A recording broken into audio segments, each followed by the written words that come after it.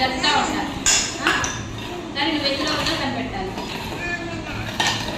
చెప్పు ఎందులో ఉంది? ఒకటే చెప్పాలి. అమ్మ సూపర్. మళ్ళీ ఇంకొకసారి.